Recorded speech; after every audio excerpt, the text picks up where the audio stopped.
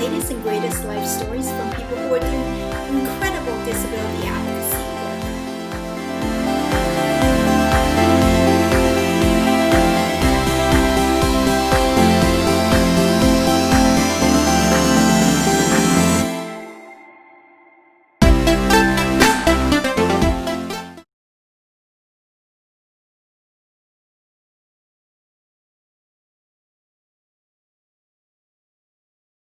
Welcome to the podcast show, and thank you so much for taking time. So, just a brief overview for our listeners. Amy is an actor and writer based in Essex, England.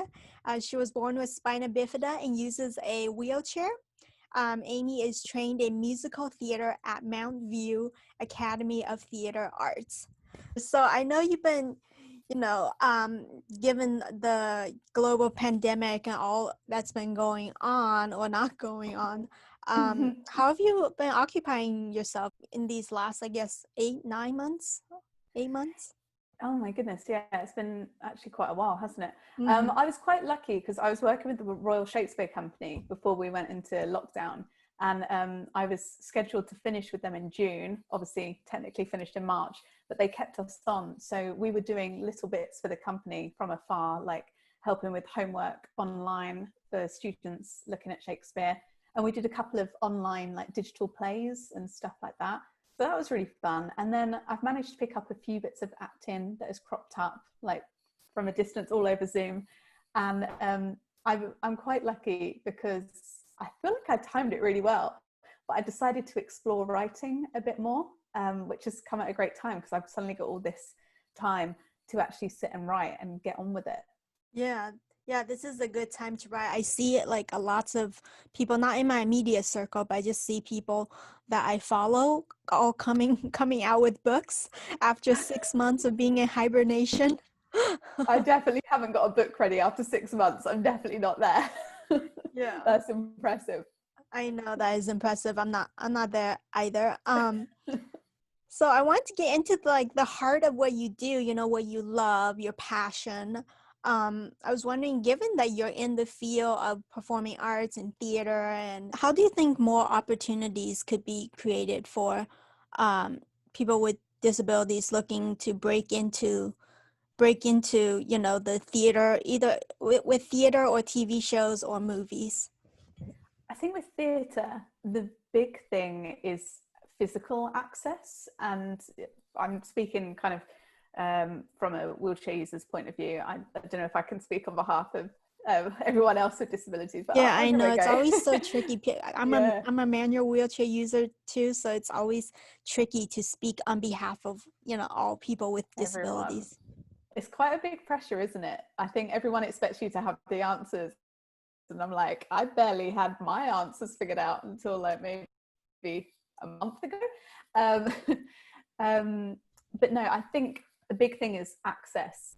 Like theatres just aren't accessible. A lot of theatres aren't.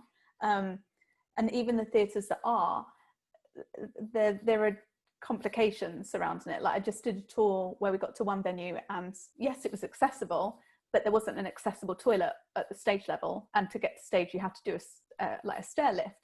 And there are little things like that I worked with a great company that was like, yeah, we'll make it work. But a lot of other, producers or whoever that maybe haven't got that experience, they would automatically think, oh, that's not possible. So I think a lot of it is actual access. And then I think it's just awareness.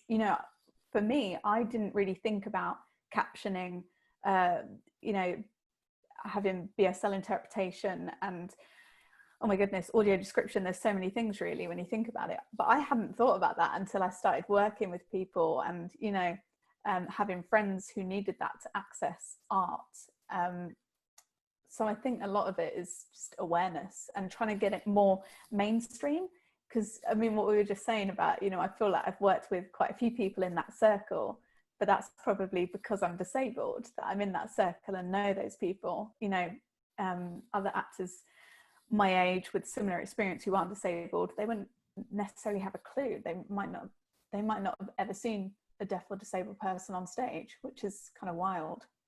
Yeah, I think the important thing is like what you were just saying, Amy, about having friends who need those kind of services, and really being, you know, feeling that emotional desire to make it accessible for them because you want to.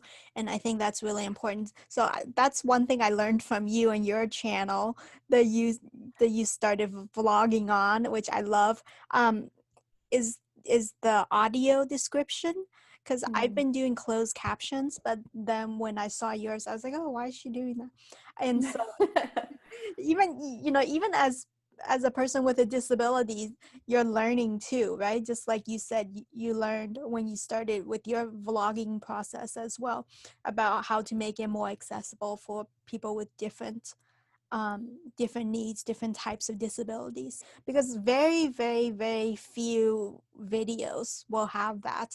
And you will be happy to hear that yours is one of the very few that I've seen that has that audio caption. Oh, I mean, good in a way, but also not good in a way, I guess. It's that Yeah, weird yeah, thing, isn't it? yeah. I know, You I kind of, know. I mean, I don't know about you, but in my head, I'm like, YouTube has a captioning, you know, you Closed can do captions. caption on YouTube. Yeah, but Yeah, it's it's weird not that they very don't good, have, but yeah. yeah, it's definitely interesting with different accents as well, isn't it?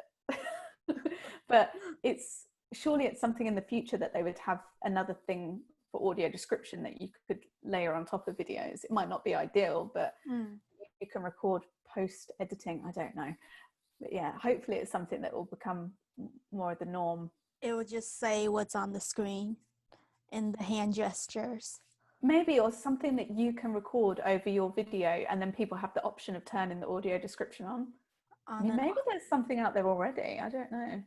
Yeah, it's tricky because one of the things that was confusing for people, especially for people who don't need it and who can see what's on the screen, is sometimes it's layered.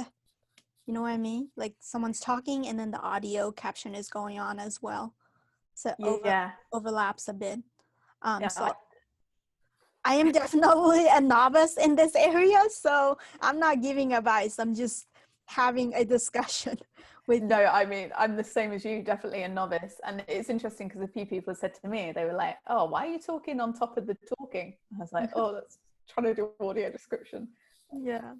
So I know one article wrote, I'm quoting the article, the idea of a Shakespearean character appearing in a wheelchair was so remote that Amy originally thought Shakespeare wasn't for her. So what was it like for you in the beginning, Amy? And how has that progression been for you as you've become a more, you know, seasoned actress? Yeah, I mean, I trained in musical theatre, not really knowing what possibilities are at the other end of the training. I just knew that I really liked musical theatre and acting and wanted to have a go. And then I graduated and suddenly realised how few opportunities there were out there. And I've been really lucky to kind of do a lot of things I didn't think I was going to be able to do. Like that article was, I think, about my work with the Royal Shakespeare Company. And it's true because I literally had never seen someone in a wheelchair performing Shakespeare ever. And, you know, I think since then I've been Googling and I think I've maybe found a couple, but kind of less than a handful, which just seems, well, not right really, because there's plenty of actors out there who are wheelchair users. And so, yeah, I mean, it feels great to be able to do that and to be making those steps, being the operative word, I guess. No, I'm loving it. I think the thing that could be pushed further in, well, in the world actually, is musical theatre, because I kind of did take a few steps away from musicians just because I felt like I was kind of coming up against a brick wall. Like I don't think people were as open-minded. But now, of course, like with Ali Stroker over in America and everything, I feel like we're getting there with that now. But I don't know what it's like in America, but over here, kind of Shakespeare's Globe and the Royal Shakespeare Company and some other Shakespeare companies, they've really gone for it with a deaf and disabled talent on stage in shows. It's a work in progress, but it's definitely getting there.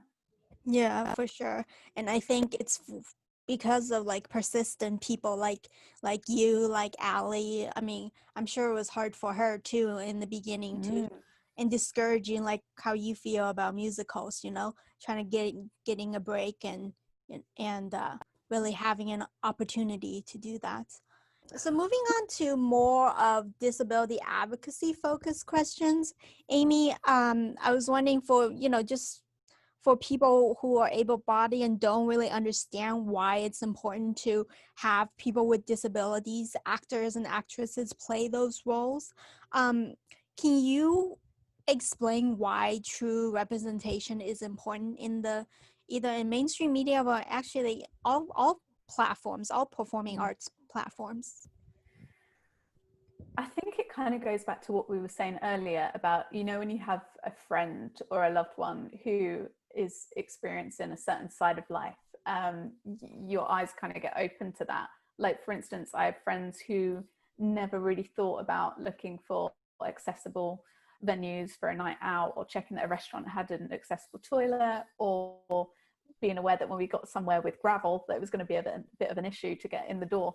But because they now know me, they think about those things. But I've had to go through the process of kind of educating them about those things and putting my hand up and saying, actually, this is a problem for me and that's not easy, or I feel anxious about this night because I don't know what's in store. Whereas if we had stories about that, it would just seep into us. We wouldn't have to educate, because people would already have that kind of understanding within them, because that's how we know things, isn't it? That's why we have fairy tales and stories in general, is to understand things and to practice things before we experience them. So for me, it just makes sense that for all kinds of representation, of course, that's the aim. The aim is to understand what it's like for other people and to, you know, develop empathy.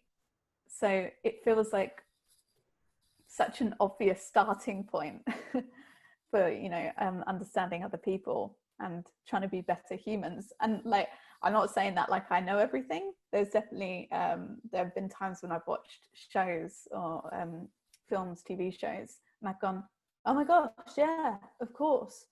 And I think that's what we're after.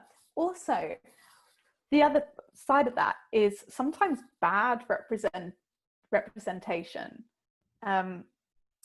is kind of good, not in a good way, but just to turn around to someone and be like, you can see that this is bad, because we all know when a story doesn't ring true, when a story leans into, you know, inspiration porn and all that. And if people can recognize those bad tropes, and, you know, the thing about all villains having a physical disability to represent what's going on inside of them, I mean, when you actually break it down, it sounds awful. And if people understand that that's awful and can recognize that, then that's beneficial as well. Mm-hmm. Yeah. And so moving, you know, a little deeper on that, what suggestions do you have? I mean, I think for people with disabilities, it's easier for us to understand why true representation is important. And then for able-bodied person, perhaps it is a little more difficult, and there's just that much of a hurdle. So what suggestions do you have for the performing arts world to help them be more inclusive of future individuals with disabilities who are looking to get into this field? Yeah, I think that we need deaf and disabled people at the top. You know, when something is being thought about from conception, we need to be in the room, whether it's a deaf and disabled story or not, doesn't really matter. It's across the board. As soon as we start having, you know, a producer who's a woman, or a director or a writer, then the whole thing, that everything that trickles down is going to feel more truthful and will benefit, you know, selfishly, it's going to benefit us as actors and stuff, because we won't have to go in and say, oh, actually, no, that doesn't really make sense, or that's offensive, and blah, blah, blah, blah. It will just all be there, and it will benefit everyone, because what you get at the end is going to feel more whole, I think. So yeah, I think that's the main thing, getting people in at the top. So one last thing is basically, where can your fans reach you at? What are your social handles? If they want to check you out, check your shows out, especially once, we're able to go out and watch plays and stuff. That'll be the day. How exciting. Yeah, I'm on Twitter, which is at Amy Trigg, AMYTRIGG. And then Instagram is at amy.trigg. And then on YouTube, I think it's just Amy Trigg now. It used to be Trigg Vlogs because lots of people just call me Trigg, but I changed it to Amy Trigg. So anyways, thank you again, Amy. Was there anything in closing you wanted to say? No, just thank you for having me. Thank you. Did you like this video? If so, share with your friends and be sure to follow us on social media. And if you want even more resources, be sure to sign up for our email updates on our website, traipsingglobal.com. Keep learning new perspectives, keep being inclusive, because it will make the world a better place for you and for everyone else. Thank you so much for watching, and I'll catch you on another episode of the Traipsing Global on Wheels podcast hour.